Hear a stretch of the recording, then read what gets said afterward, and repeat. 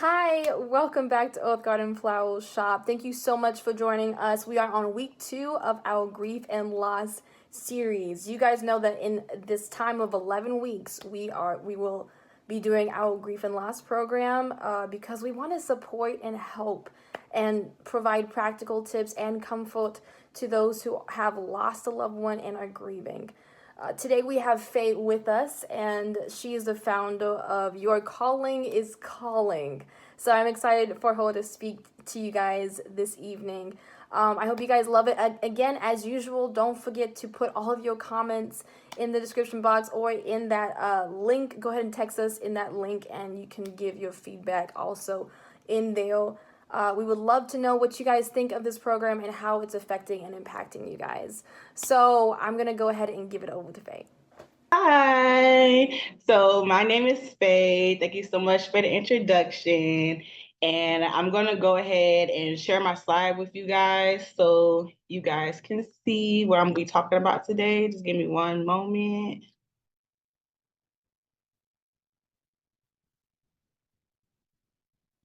All right. I hope everybody can see that. All right. And thank you so much, Kayana. Is it Kayana or Kiana? Yeah, it's Kayana. Kayana. Okay. I thought that, but I just wanted to make sure. But okay, so my name is Faye, and I'm coming here today because, of course, we're talking about grief. Okay, and I want to speak about a different type of grief that I know a lot of people go through in their everyday lives, whether it's spoken about or not. And that is the grief of releasing family who no longer serves you. So today we just want to talk about the RIP, and it's for releasing and peace, family who no longer serves us. Okay. And that is through my company, ISN. My name is Faye. And let's go ahead and get into this next slide. And I just want to give you guys a little bit background on me, who am I, and where I come from, and why I'm able to speak on this topic. So, just a short introduction. I'm an author, entrepreneur, a thought leader, and intuitive transitional coach for ISN. And I'm the founder of the Your Calling is Calling movement. I guide visionary dreamers feeling stagnant or lost in life, looking to escape negative, toxic cycles, to get them to step and answer their calling, evade this matrix, and fulfill purpose and freedom, utilizing our R3 sequence and form. Okay. All right, and that's just a little introduction about me, what I do through my company, ISN. Now, with this topic, with talking about grief and releasing family who no longer serves us, I have expertise in this subject because I recently answered my calling back in 2021 in August when I left my hometown in Florida and I moved to Texas to answer my calling. God was actually calling me from that environment I was in back in my hometown. I felt like I reached a cap. I felt like I reached a cap in that environment when I really wasn't able to grow and do the things I really wanted to do. I felt like my time there in that space, it was up. So I got up, I packed everything I could in my Jeep, and I moved to Houston, Texas. And I wasn't prepared for what would come after me doing that. I wasn't prepared at all because I was just going. I didn't have anybody guiding me, so I didn't really know what I was getting myself into. But me taking that step, it really opened my eyes and removed the veil behind the stuff, the people that I was around, the things that I was tolerating, and that I was accepting in my life. So with me answering my calling, I know you all heard the phrase of, when you're growing, when you're going to the top, everybody can't come. So when I was going on that journey, a lot of people around me started to fall off and try to, just started to dwindle off in my life. And a lot of these people were family. And these were the people that I was thinking about, blessing these people. Like, oh, when I get this, and this, like, I'm going to help them. I'm going to do this. And these were the same people when I was on this journey, they let me down. They did it. They wasn't there for me. So it really, it took me a lot to be able to get over that and really understand why was this happening and really processing the stuff that I've been through. So in this slide, in this presentation, I just want to go through some keys and some tips just to help you realize and recognize when you may have to release in peace some family who no longer serves you, especially when you're going on this journey to better yourself, your awakening journey, whether you're answering your calling, whatever you want to call it, whatever you're going through that you're doing to make your life better and make yourself better, there's going to be people who's not going to be able to go with you, okay? So that's just the introduction. Let me go into the next point. All right.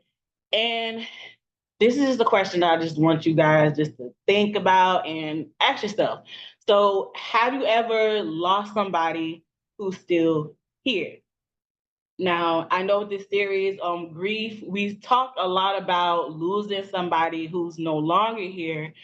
But what do you do when you lose somebody who's still here? Okay. And just to let that question just, ponder in your mind about, how do we deal with that? Dealing with losing somebody who's still here on this earth. Okay. All right. And it's going to be going into my first point, but that's family. Okay. So this is my first point, and this is a phrase or term, I should say, that is used a lot in families for decades, generations, like going back probably to the beginning of time. Like people probably was saying this. They say, but that's family or blood is thicker than water and all this stuff. Okay. So, with that point being said, it's going to lead to my first point in these families is people being Ray Charles to the BS. Okay, and I know we heard that phrase too as well. People like, "Oh, I'm Ray Charles to the BS," and and in that term is good because it's saying like we're ignoring the drama, we're ignoring negativity and all that. But how does it pertain to family in this sense? So when I say that people are saying that Ray Charles to the BS in family, is saying that people are overlooking tendencies, people are overlooking toxic, negative cycles and attitudes that people and family are carrying on, okay? And people would like to overlook things or even people that they have done to other people in that same immediate family. They'll look over it because they'll just push it to the side. Either they don't respect that person or it's just who they are. They're so used and accustomed to operate in that way. And nobody has really challenged them or told them, like, no, like, this is not okay. Okay. And if they have, these people, they get offended. You know what I'm saying? They get offended. So it's really hard to kind of bring up topics on this discussion because so many people get offended when people try to correct them. Okay. So this is a lot of things that's been going on in these families. Is a lot of people have been turning a blind eye to stuff that they really should be paying attention to.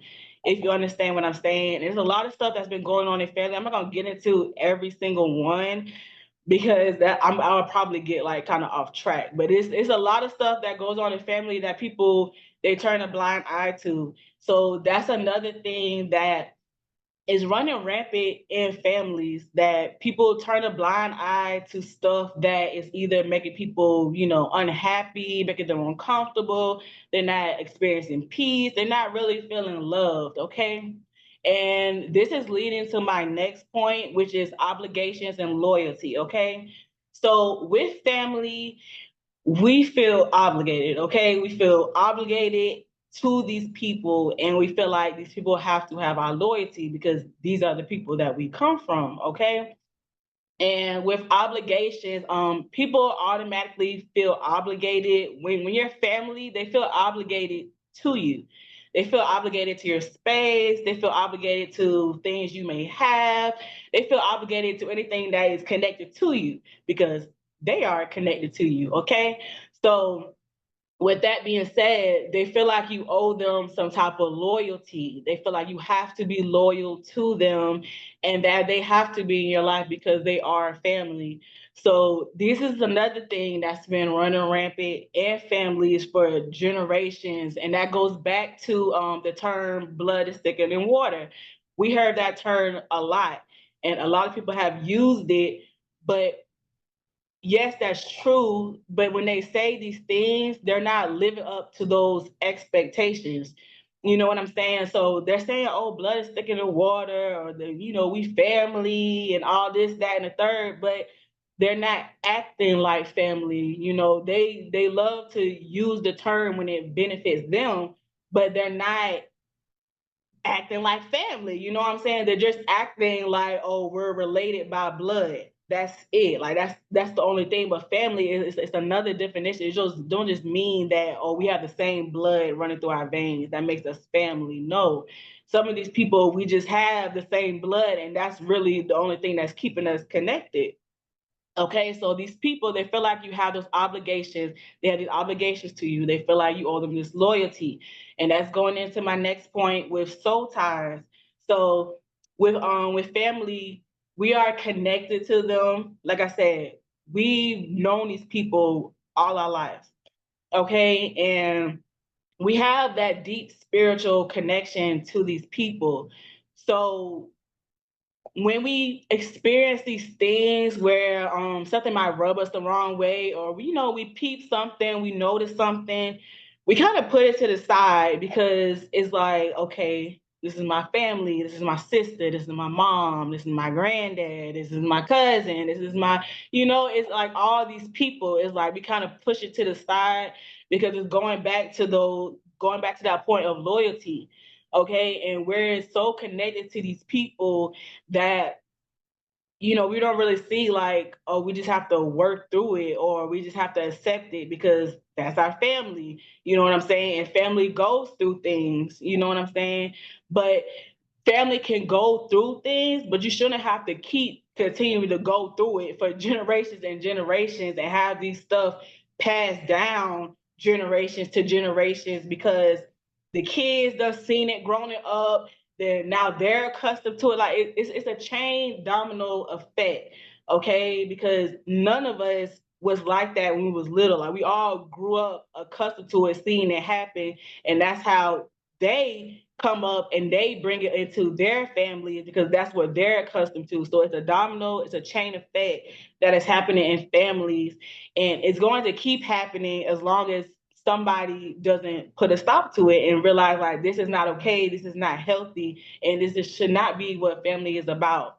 Okay, and that leads me to my last point of dysfunctional dis-ease. Okay, and I know we heard that term a lot as well. When we say a disease, it's a dis-ease, and this is a lot of things that is happening in family as well. We are accustomed to dysfunction. We are accustomed to the ways that how our family's been operating that we just believe that it's normal.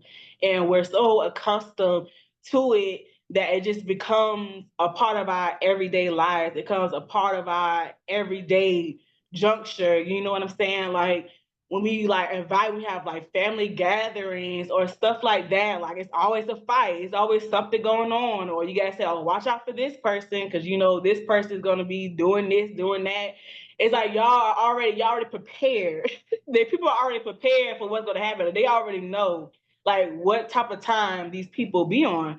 So this is saying that they are so accustomed to this dysfunction that they done made it a part of their reality instead of saying like, no, this stuff is not healthy. This stuff is not, it's not peaceful. So instead of doing something about it, they kind of operated and reshaped their lives to conform around it. Okay.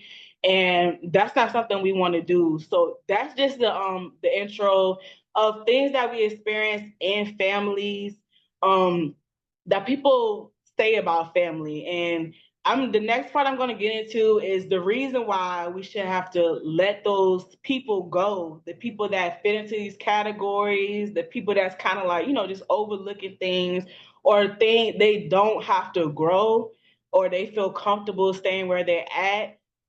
these are the type of people that you may have to release. Okay. So that's going to go into my next point. Okay. And this next point is talking about a blooming you and talking about your growth and elevation. Okay. So once you go on your growth journey, your ascension journey, you go to answer your calling, you take that step because you know you want more in life. You're getting to this point in life where you want more. Okay. And you're realizing the stuff that you used to tolerate or accept, that you no longer want to tolerate those things. So you're coming to this place where you want more for yourself. You want more. You may even have your own immediate family. I know it's another reason why people start to awaken, because they may have their own children and stuff like that. And it awakens them to like, okay, no, like I don't want my children experiencing this. I don't want them to think like this is normal. This is the type of thing they have to go through. Okay.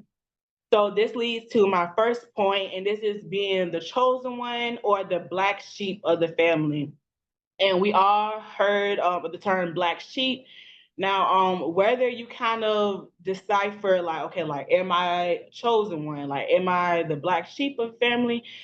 You kind of already know that. I don't have to tell you if you are like a black sheep of your family or if you're the chosen one in your bloodline to break this stuff off or to change the shift in perspective in your family.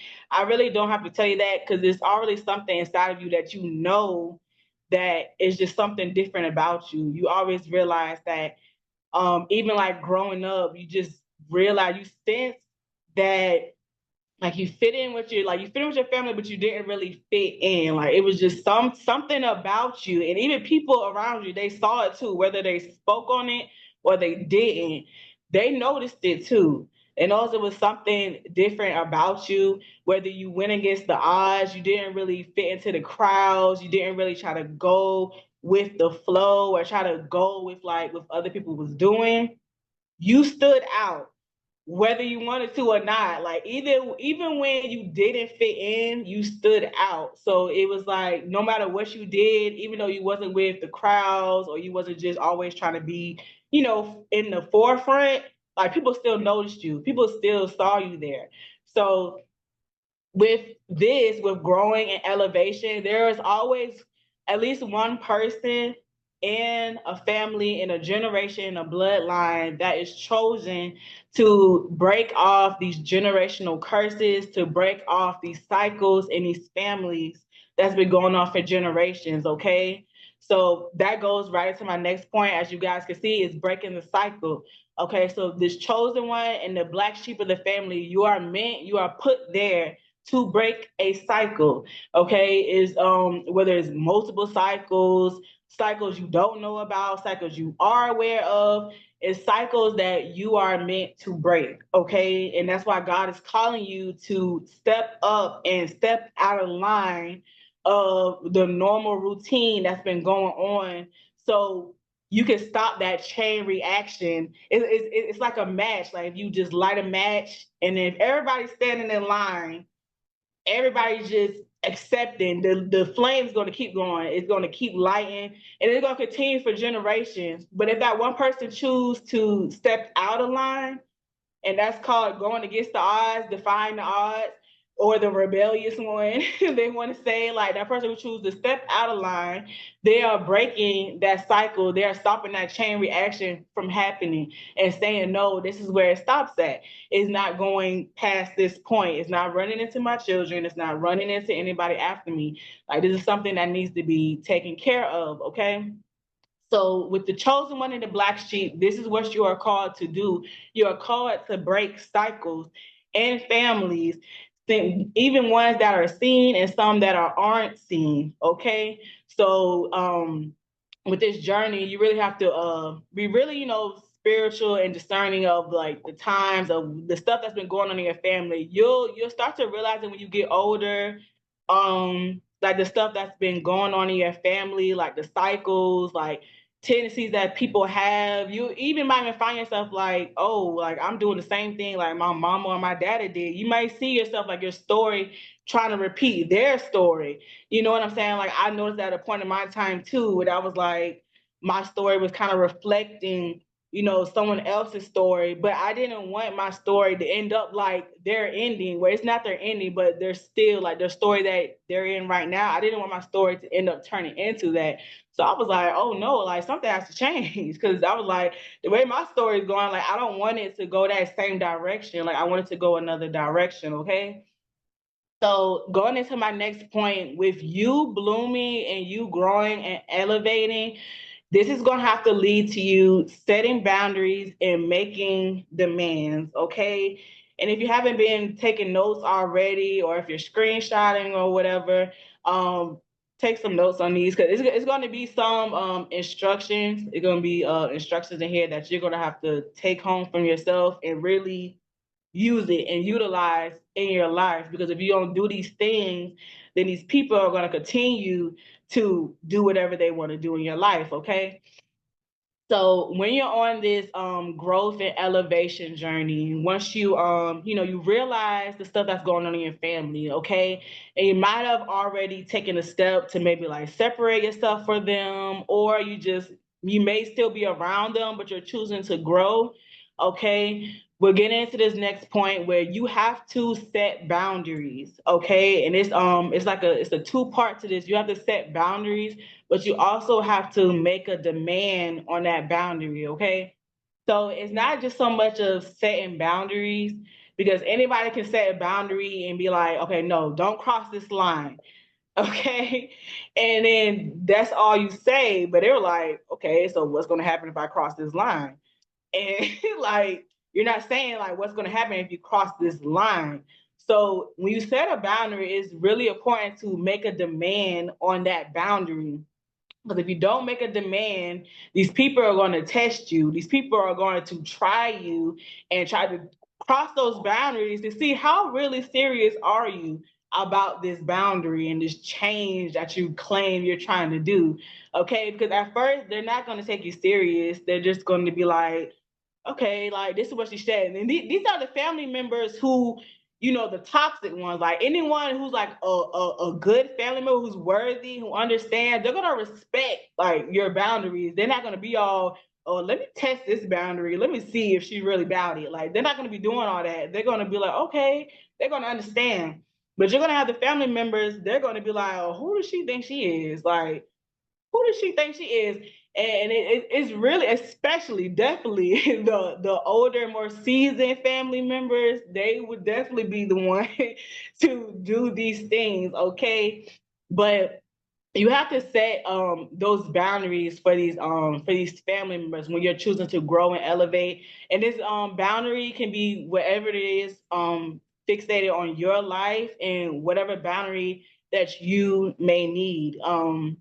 So this could be with people. They may be overstepping their boundaries. Maybe they may put like too much 2 cents in. They may put 2 cents in every situation, or they may be overstepping in your relationship. They could be overstepping like in your finances. Like they're always looking for a handout. It could be anything, but you have to set those boundaries, or these people are going to keep crossing. Because let me just say, if you don't set a boundary, they can't cross anything.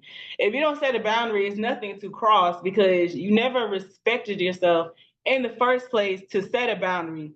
And I think we all been there. Like we all not had a boundary. So I think we all was at a place in our life where we didn't respect ourselves enough to set boundaries for people in our life, so anybody could just come and go into our life as they please, and with no repercussions or any obligations. So that's important, the reason of setting the boundary, because if you don't even have a boundary, people are free to do whatever they want to do. And really, it's not their problem, because you was allowing it to happen and you didn't have any boundaries for them in the first place. So it's not until you set those boundaries that they have that obligation. They know now, because you're telling them, you're setting that boundary for yourself. So once they know, now they knew better because you told them.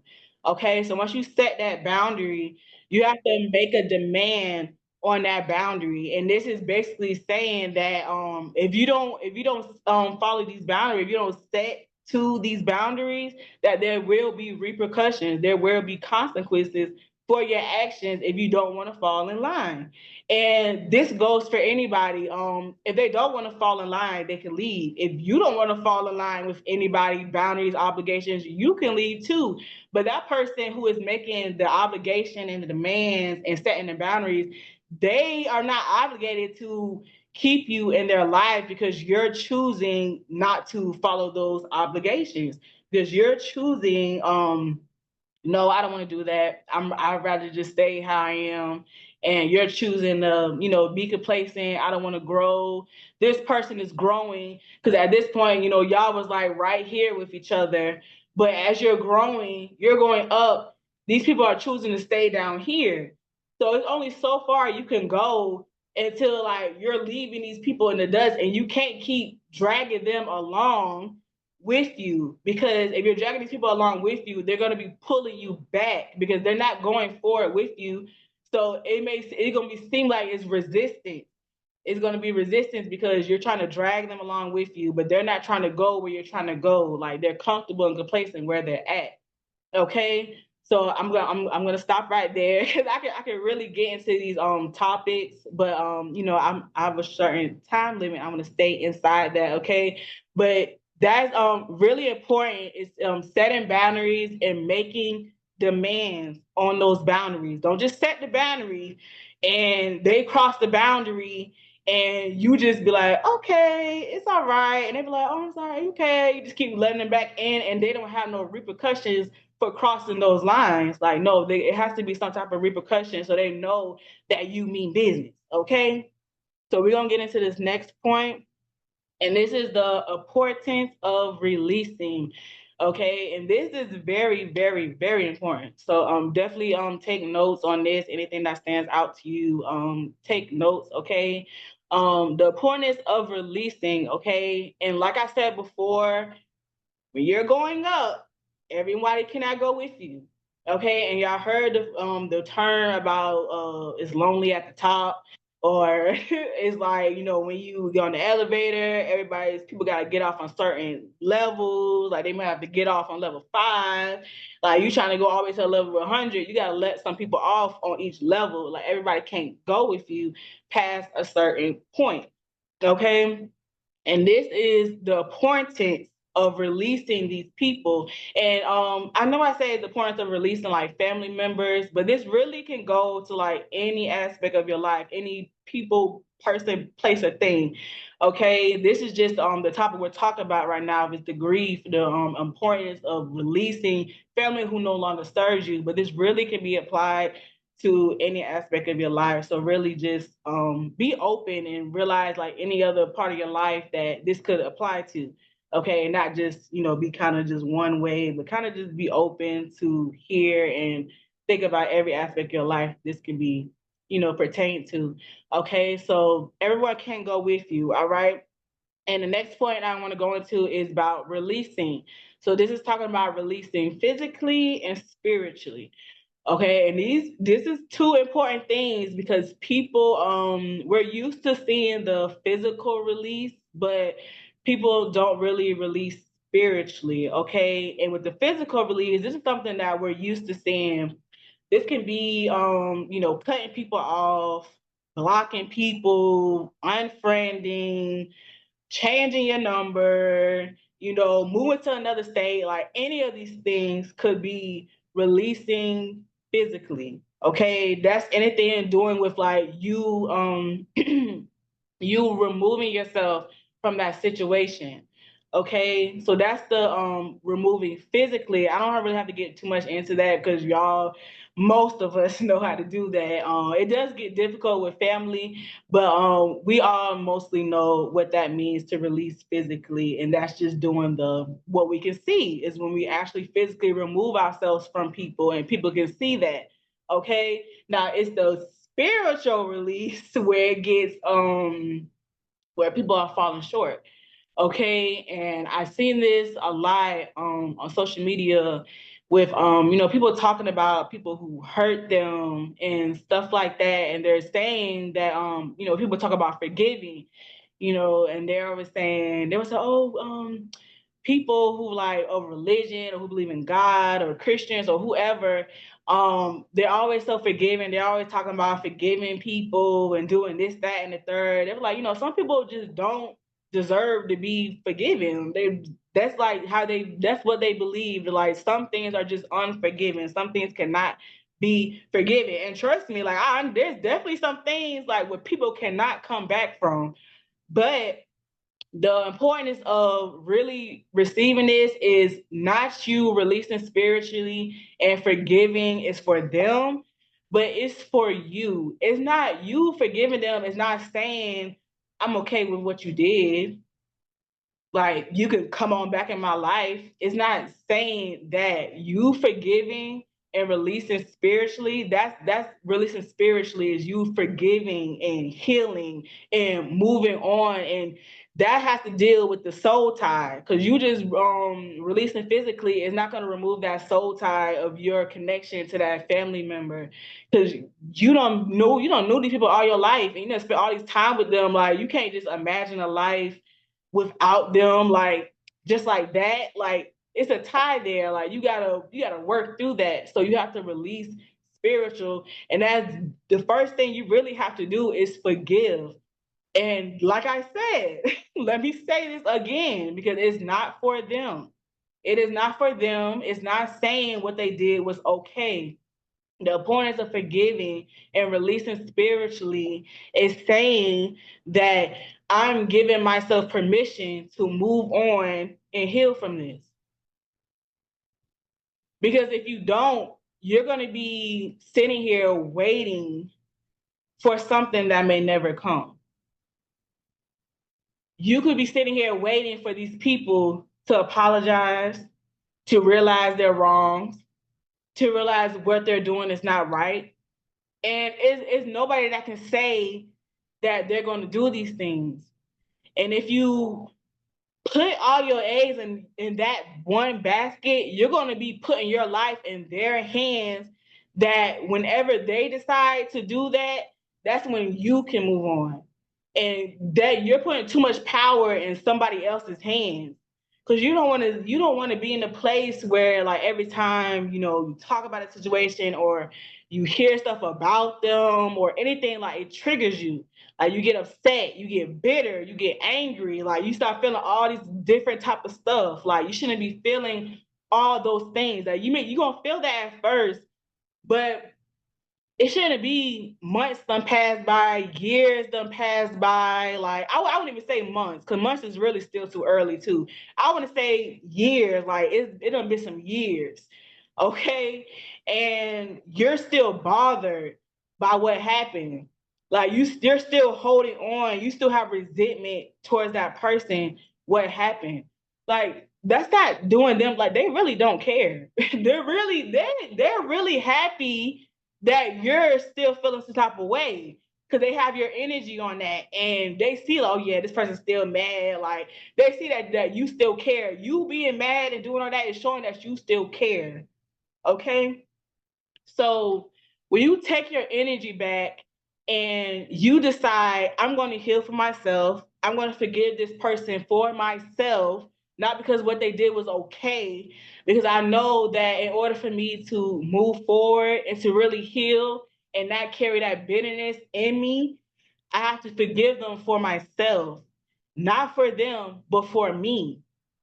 Okay, because if you don't do that, every time I hear these people talking about but some people are just not worthy of forgiveness, or something is just not, it's just unforgivable. Like I just hear so much bitterness and so much unforgiveness, like in their voice. Like they're not even speaking, I can just, like in a text, I can just feel like the energy of bitterness and like just holding on to things.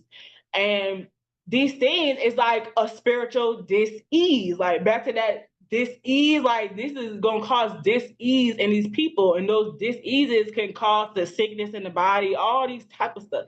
That's a whole nother subject. All that can lead to like problems in you, in your life, because you're choosing to carry these things on. Okay, so that's really important to release physically and spiritually, not just physically, but release them spiritually, so you can make sure that soul tie, so you can sever that soul tie. Because as long as you connect it spiritually and have that soul tie, they're still going to be getting that energy from you. They still feel that connection to you. So you have to cut those off, okay? And this is the reason why you want to make sure you release physically and spiritually, is because it's leading to my next point of blockages, okay? And this is physical blockages and spiritual blockages, okay?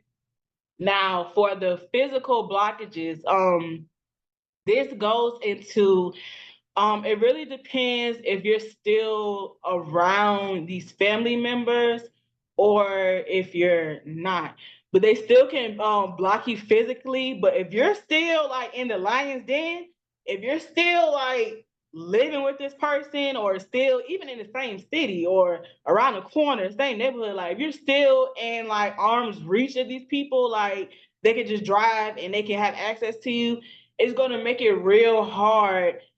It's going to make it more harder for your journey of growth and elevation because these people still have so much more access to you that they can give. Okay, so with these blockages physically, this could be anything.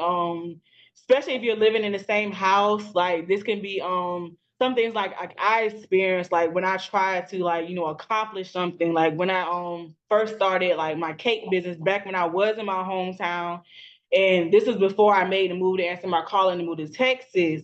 I tried to start there, and then at that time I was living still with my family, like my mom, like everybody was mostly in there except like one person who moved out, but everybody was still there. And like I was trying to, start a business, and it felt like, I was being blotted. They was like, watching, it was clocking everything, and everything I tried to do, it was just like, like, oh, well, it's this, like, oh, you're using the oven a lot, like that costs money, like that's bills, like it was like they was like always trying to find something. So I didn't feel comfortable, like, and even when I was doing it, I didn't feel comfortable in that space doing it. But I just did it because that's where I was at. So with these physical blockages, these people could stop you for pursuing things that you need to pursue. And this could be like, if you have a job, you may need a ride from this person tripping off you using the car or dropping you off, anything like that. You may be in school, you trying to study, these people being loud in the house, they don't care about you got a test tomorrow, like these people don't care. And it's like this a certain amount of physical blockages that can happen for you where these people can block your physical growth and movement in life, okay?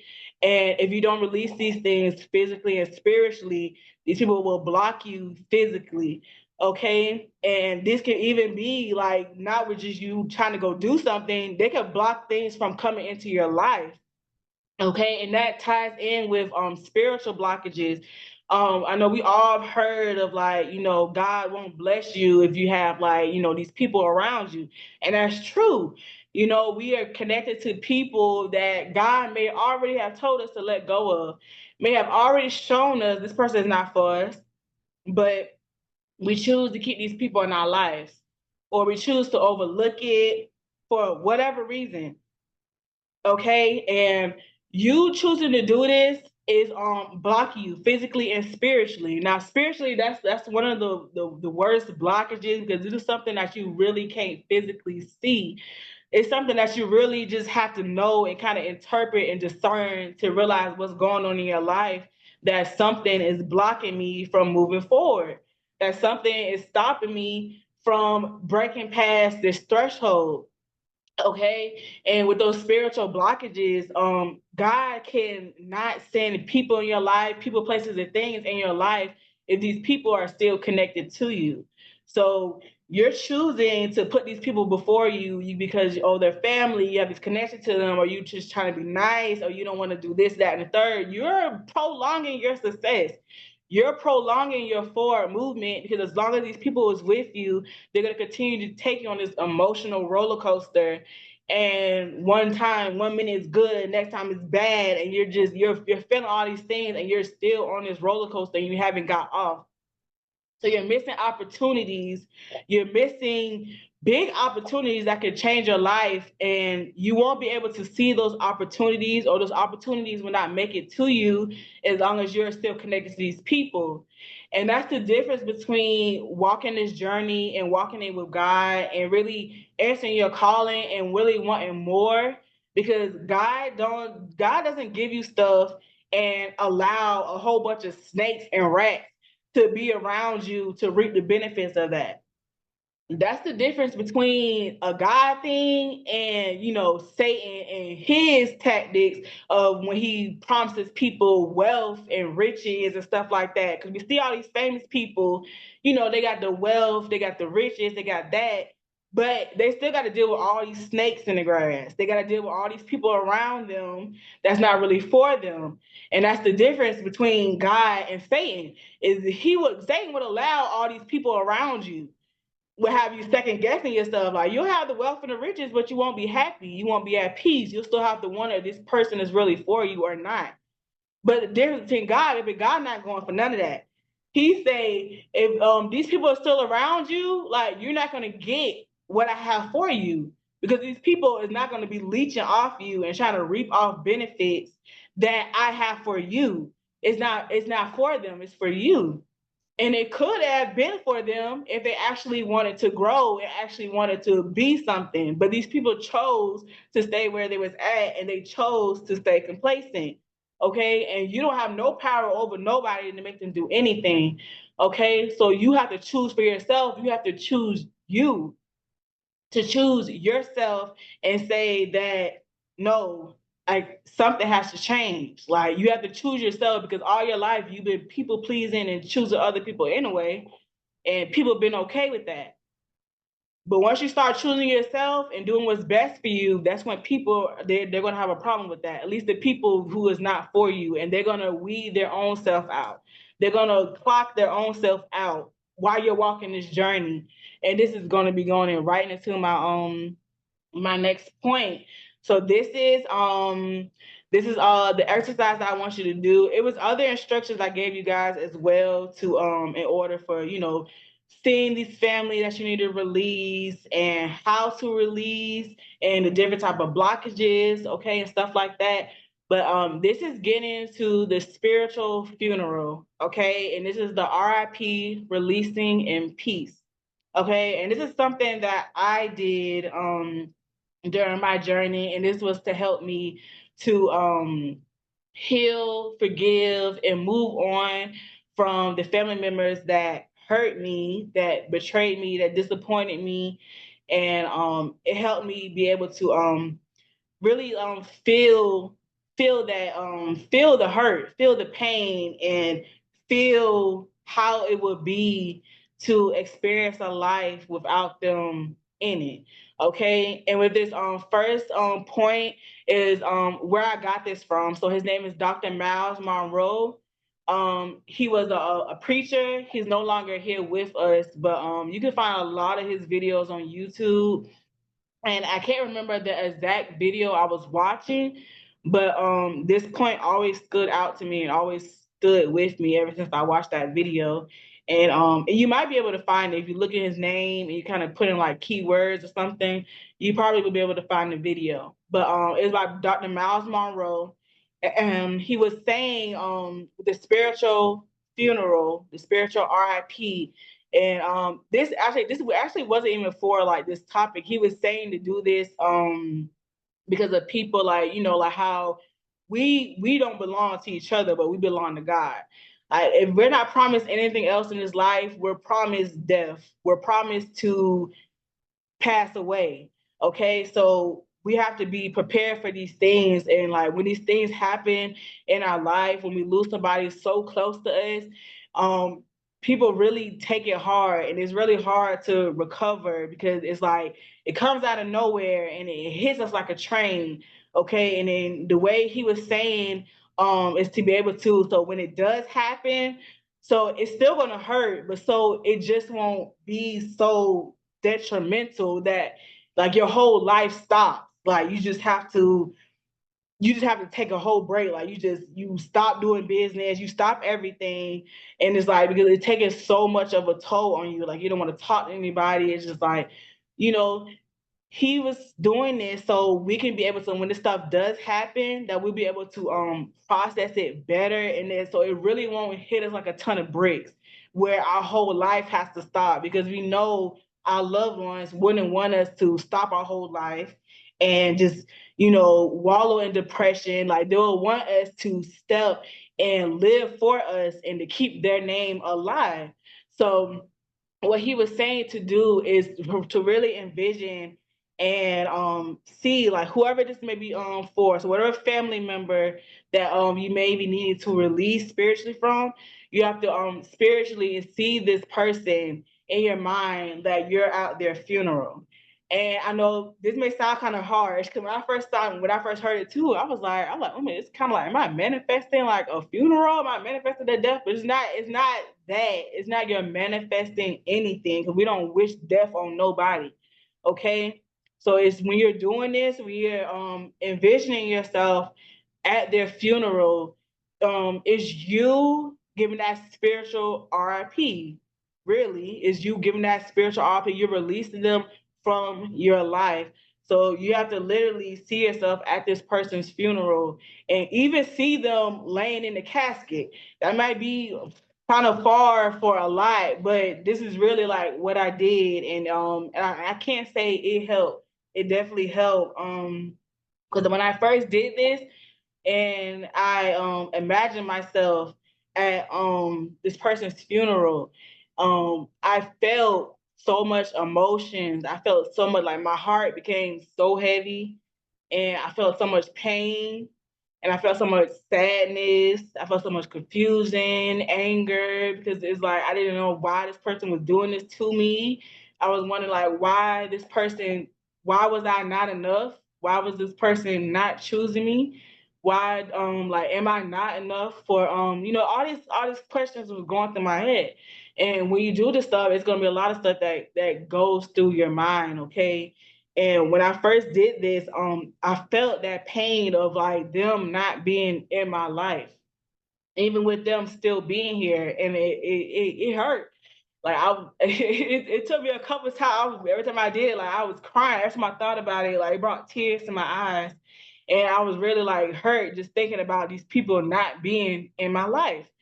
So you doing that, let's take that right there. You doing that, you envisioning whoever, and you do it for each person. Whoever it may be, maybe multiple people, you do it for each person. Don't imagine all of them in one setting. Do it for each individual person. Okay, that's really important. Do it for each individual person and see yourself releasing this person, and this person having that spiritual funeral for that person, feeling those emotions, not running from it, not trying to mask it, but just feel the emotions.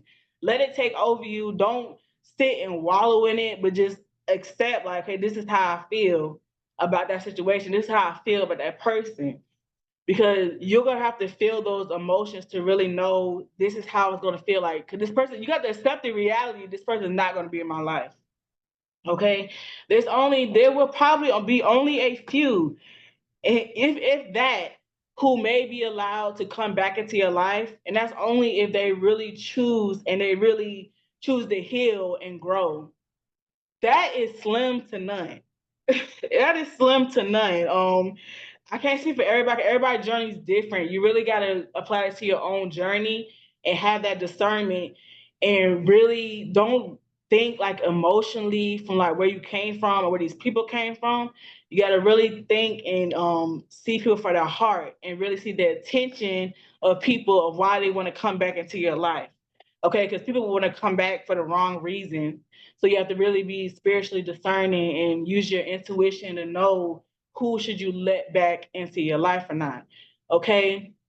So with this process of doing the spiritual RIP, it takes time. Okay. It takes time and it takes effort. That leads to my next point. Healing takes time and effort. Okay. And we all know healing has no time frame. There's no time frame. So you can't say, oh, I'm gonna get over it by this point in time. Even when you feel like you've gotten over it, It could be anything later on down the line that triggers it, or you see like, oh, I see I'm not really as over it, and that's okay. Nobody's telling you to be completely over it, and you just don't care.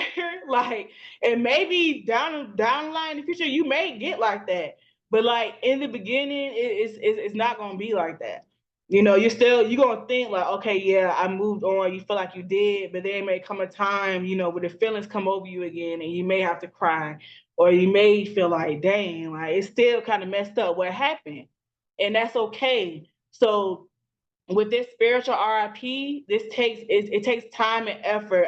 It wasn't just one time I did it and it was like, okay, I feel better. Like, no, like doing this exercise, I wouldn't even tell you how frequently to do it. I wouldn't even say do it once a week or once a month.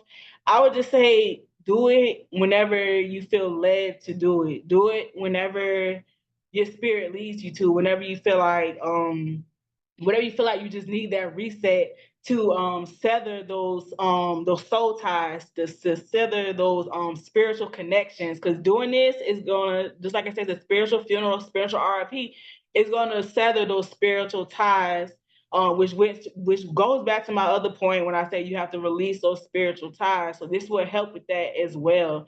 So once you do it as has how many times you need to do it. Um, I can't even say how many times I did it. I don't do it anymore because like I cannot point. I don't need to do it. But I think back then I can say I probably did it maybe more than like 5 times, at least 5 times. I could probably count on my hand that I had to do this in order to really receive and accept that this person is not going to be in my life anymore. Okay. And this goes into my next point. When we saying healing takes time and effort, it becomes I don't want to say it becomes easier for this specific topic with releasing in peace family member who no longer serves you. It does becomes easier over time because it comes into my next topic, which reveals time reveals character. And while you're doing this healing process and you're accepting, the situation that you're in, you're accepting the people for what they're showing you, not from what you're used to or who you thought they was in the past, what they showed you, but you're accepting what they are showing you right now in this time. Okay. And while you're doing this, they're constantly still showing you that they don't care, that they're not trying to change, and they're choosing themselves over you. So this is going to make this easier for you because they're continually slapping you in the face. They're continually showing you that they don't care. So this will make it easier for you and to wake up and see like, okay, this person does not have my best interest. Like this person is not who I thought they were. Like it was a whole nother side to this person that I didn't really see, or I did see, but I was overlooking, and I was giving this person the benefit of the doubt. Okay, so when you're doing these things, it's going to become easier for you once you do these spiritual funerals. You're going to see that it's not as painful as you did when you did it the first time. Your heart is not as heavy. Like you're not here bawling your eyes out. Like it's gonna be easier because you're gonna see that these people, that God really was revealing people true intentions and revealing hidden characters in people that people try to put a facade for people. God is revealing all of that. So during this time, it's gonna reveal people's true character. And you're not going to be able to keep making excuses for these people and say, oh, that's because this, that, and the third, their family. And all. You're not going to be able to keep saying that because the proof going to be in the pudding. They're going to show you that they don't care. They're going to show you. Okay. So once that time reveals that character, you're going to know, and it is going to be confirmed for you. You're going to be able to move on in peace and release them in peace because they're doing the work for you. They're making it easy for you because they're showing you that they don't care. Okay. And it will be even worse. Now, you may have some people who's real manipulative.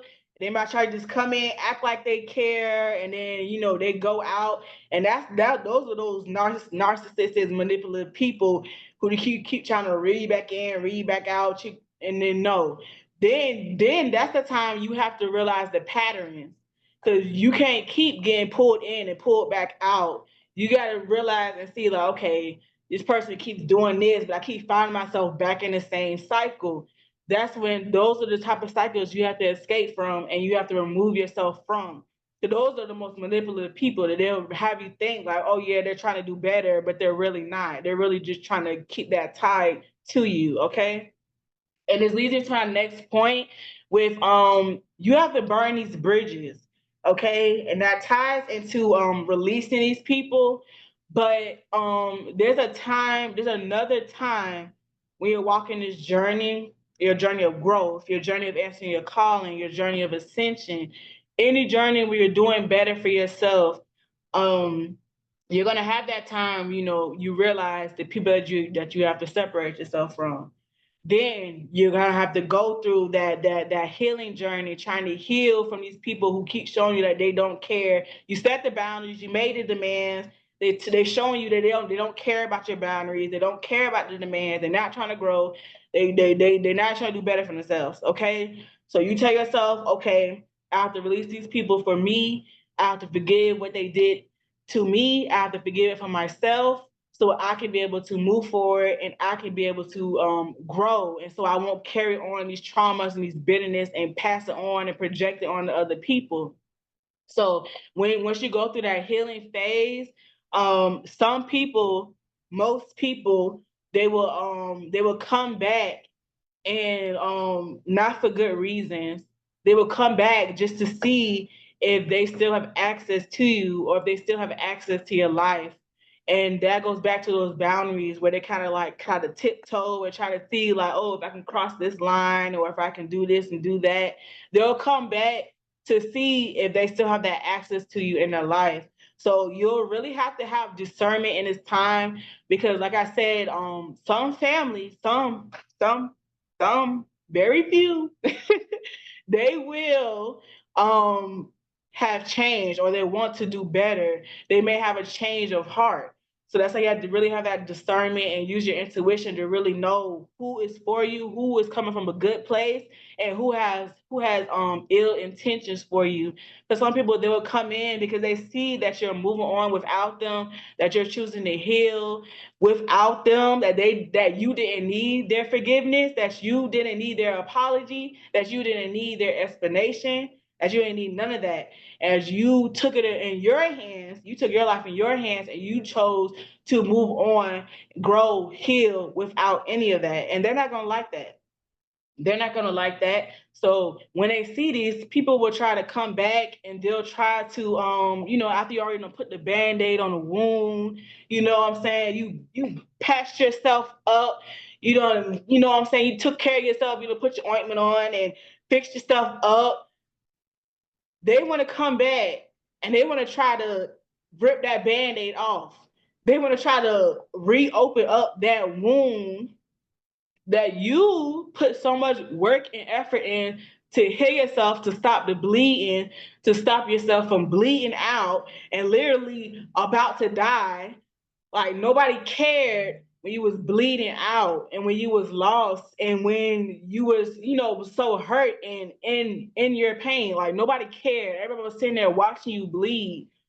But when you took the effort to pick yourself up and put that band-aid on, fix yourself up, and you did it with God.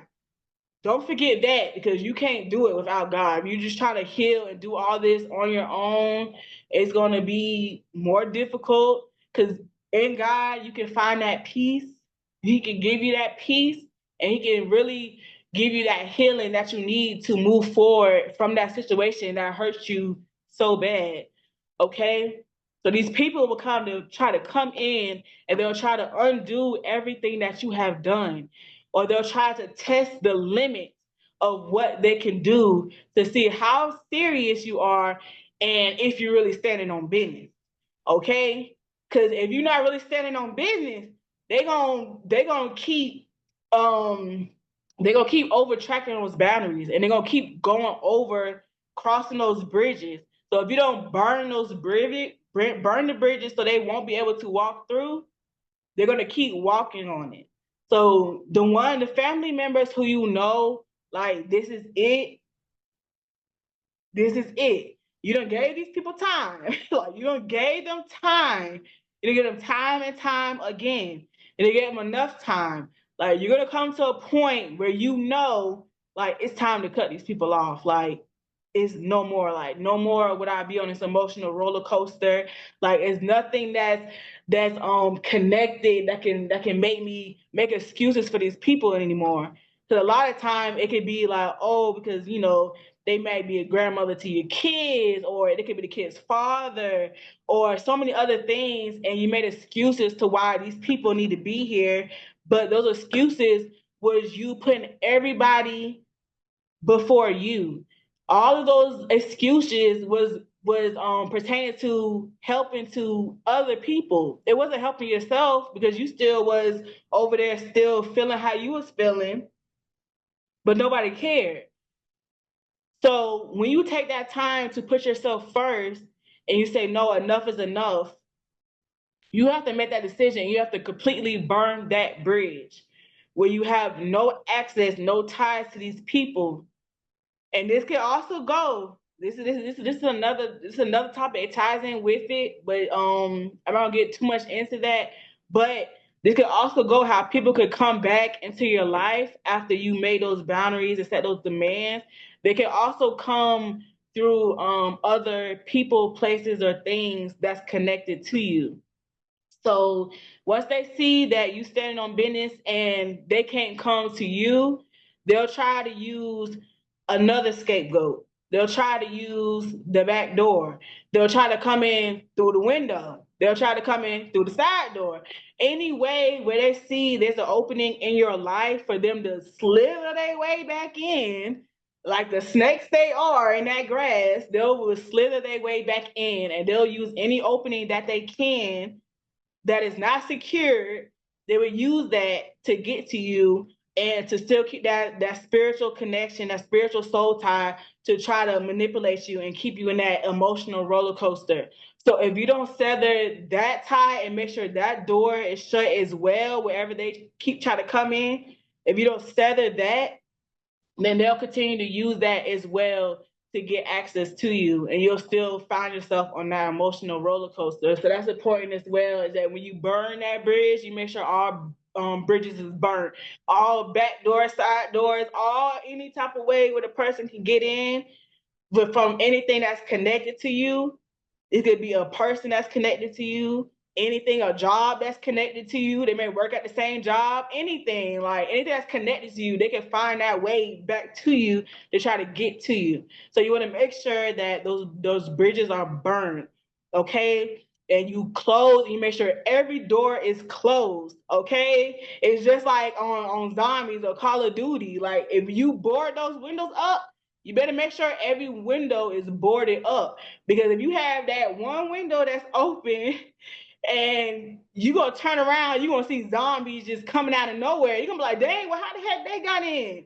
Because you got the back door open, you got the side window open, you got another the basement unlocked. Like they coming in through other ways. Like these people is not just gonna go out without a fight. Especially the ones who's really manipulative, they're not gonna want to go down without a fight. Especially if they see you going somewhere and you're becoming somebody, and they can't be a part of that. They feel some type of way, so they're not gonna want you to get that. And those type of people, I call them destiny stoppers. And when you're going on this journey of elevation, ascension, journey of answering your calling, you're going to be experiencing destiny stoppers. And these are workers for the enemy that the devil will use to stop you from getting to your destiny. And a lot of times he used family. A lot of times, because he knows like family, that's like our weak spot. He knows like a lot of times if the family member is going to allow themselves to be used, then he's going to use them. He's gonna ride that thing until the wheels fall off. As long as the family member let them use them, he's gonna continue to use them. So be discerning with that as well. Make sure all the doors are locked. burn the bridges, make sure the people cannot get in through the back side, up, front, down. They can't get in from nowhere. So with that being said, that's with the spiritual RIP and releasing these people spiritually. Okay. All right, and this is the just the last thing. It is a quick exercise that I want you guys to do at home, to do in your journal. This is a RT sequence. This is what I use in ISN. This is what I use during my one-on-one seeing depth sessions. And this is basically the flow, the order that I use for my clients so they can be able to see clarity and get revelation on their situation, what they're currently in. So this R3 sequence helps them to step and move forward and to get them out of that stuck place that they're in of complacency and being stagnant. Okay. So y'all can either write this down, screenshot it, or whatever. But this is just I just took one question from each stage just to get your wheels rolling and really beginning to understand the situation that you're in, and if there is any family members that you may need to release yourself from or separate yourself from. And just one more thing that I do want to say before I get into that. I did say that with family members that some are able to come back, that some you may not have to completely sever ties with this journey of ascension and answering your calling. You'll go through a period of isolation, and you'll also go through a period of separation. And these are two different things. Isolation and separation. um God may tell you to isolate yourself. And this just means for like a certain period of time. When you're isolating yourself, you may say to isolate yourself from like, social media, people, whatever. That's just the isolation. That's not permanent. It's just a temporary isolation. Okay. So if there will be a time where you come back out. Now with the separation, this is like what I'm speaking on now with family members that who no longer serve you. Those are the people that God is going to require you to separate yourself from. So it's going to be a period of separation as well, where you're going to have to separate from people, where literally you're going to have to separate and have to cut ties. That you're not just going to have to isolate from these people just for a season. You're going to have to separate. Okay. So I just want to put that out there too, because somebody may need to hear that. But with the R3 sequence, so with the first stage that we have is the revealing stage, okay? And this is asking yourself, what's the truth? So this is identifying your current state or your situation. So that's pretty self-explanatory. That's really you just sitting with yourself and really just analyzing your situation, seeing what's the truth. And with this particular situation, we're talking about family. What's the truth in your family? Like, just notice, try to think about like any patterns you see. If there's any generation curses you do know about, any tendencies that are getting passed down.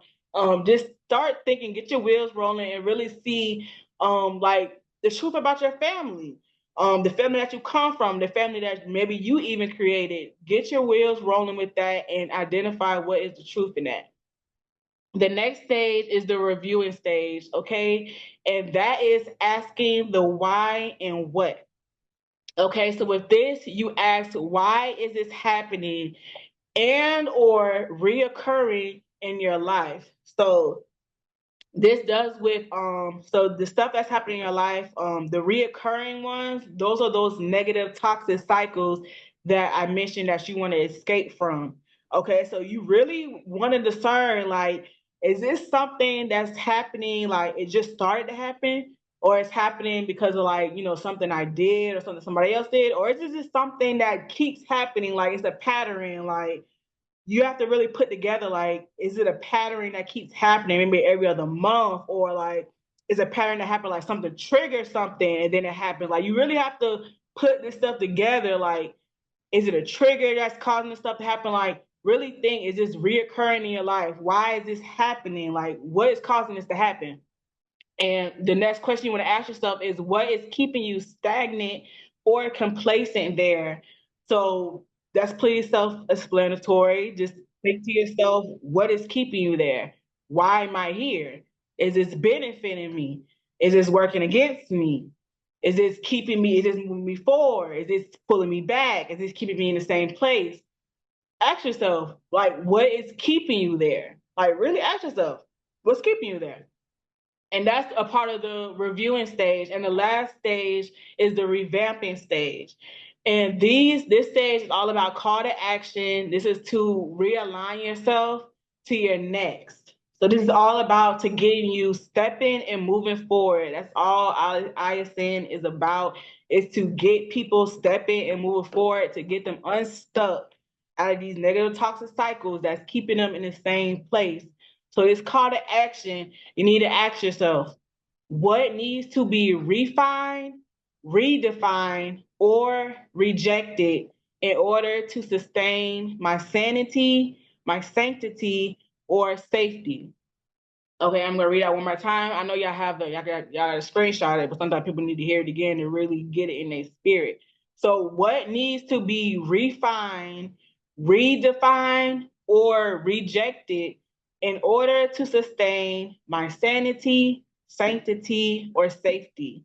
Okay, and if y'all don't understand what the words mean, y'all can just Google it, look the word up, and figure it out and do the work and put the work in to really step and move forward and figure out what needs to be reshaped in my life to protect myself in order for me to step and move forward. Okay. And these are just the three stages of the ARC 3 sequence.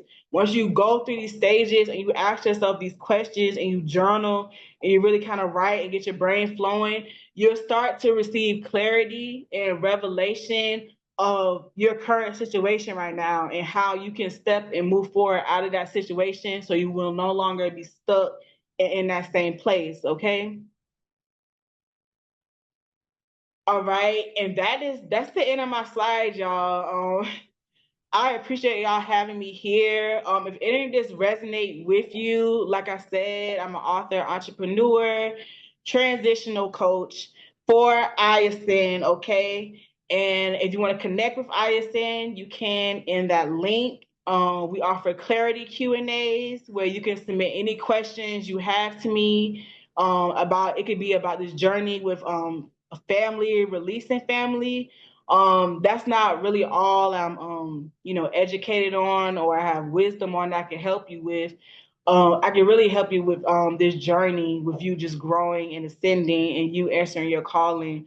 If you click the link in bio, then you'll see everything that that I can speak on, that you ask any questions about, that I'll be able to help you with. But you can submit that clarity Q&A, or if you have more than one question and you really want to get into the nick of things and really in depth into the situation that you're in, then I suggest you schedule the one-on-one see in depth session where we take those the R3 sequence that I just went over with you guys. We take that sequence. It's more questions that go into each stage, and we really go into depth. And I talk you through it and really help you, reiterate those questions that really get your brain moving. Really process what it is you're going through right now and help you to step and move forward out of that situation, so you'll no longer be stagnant and stuck. Okay. So y'all can connect with ISN in that link in bio. And that is actually the end of my presentation. And I want to thank y'all again. Thank you, Kayana, for having me. And y'all really just take these notes and take these instructions and really apply it, because this has happened a lot in life with people, with family members, and people around us can really keep us stagnant and can block things from coming into our life. So when we see ourselves in these positions, we wonder why our life's not moving, or why we're hitting certain roadblocks, or why we're always, one day we're up, then it's right back down, or we keep going in these continuous cycles. Like, a lot of these things, you'll be surprised, it has a lot to do with the stuff that is connected to you. So you have to release these things in order to really move and step and go forward in purpose. Okay. Oh my goodness. Thank you so much. That was so powerful. That was a Thank whole sermon. you. Like that was powerful. Yes, I enjoyed this, and whoever's watching after this, y'all, if y'all really need to get into this, y'all really need more help, just connect with me on this because it's not a lot of people really talking about this. People really like to overlook stuff about family, and they talk about everything else, but this is really important, and it's time to really speak on these things, and that's probably was why I was getting attacked so much because the devil ain't want me to, start coming after these families that been running amok. So I was like, I'm gonna be the one. God called me, so I was like, I'm called for it. He knew I was gonna be down to do it. Yeah. But Yay. thank you so much. I really enjoyed my time being here and just giving y'all the wisdom of what I learned on my journey and not letting it, make me bitter or, bring me back and making me have a cold heart, but using the experience and the lessons and to teach it to help other people. Yeah, I'm glad. Thank you so Thank much. you.